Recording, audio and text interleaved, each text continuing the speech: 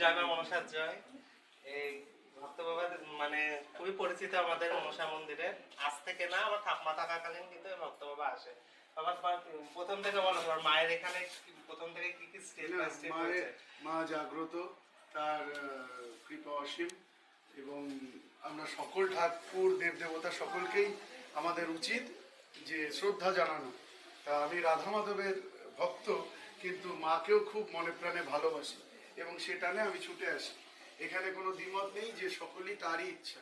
তো মায়ের কাছে আসার পরে আমার ছেলের যে সমস্ত রোগ ব্যাধি ছিল, অনেক রকমই ছিল, তো তো যাই হোক, সেগুলো আমি মিরাকেল মনে করি এবং আপনারা আসবেন, আপনি মায়ের অবশ্যই অশেষ কৃপা লাভ করবেন। এবং তার জন্য প্রয়োজন হচ্ছে নিজের একগ্রতা, নিষ্ঠা, যেটা অন্য কেউ বলে দেয় না, সেটা নিজে থেকে লাভ করতে হয়। তো অবশ্যই মায়ের শ্রী চরণে আবার প্রণাম জানাই। মা যেন সবাইকে ভালো রাখে, আমার রাধা মাধব যেন সবাইকে ভালো রাখে। এই ভক্ত বাবা একটা কথা বলবে, ভক্ত বাবার ছোট ছেলে, তাহলে বড় ছেলে, হ্যাঁ। ছোট ছেলে কিন্তু কথা বলতে পারতো না বাবা, কথা বলতে পারতো না। তো মায়ের এখান থেকে মাটি দেওয়া হয়েছিল বাবা, ওই গল্পটা বলো। তারপরে হ্যাঁ, এখন কি কথা বলতে পারছে? এখন কথা বলতে পারে এবং বেশ ভালোই সাড়া দেয়।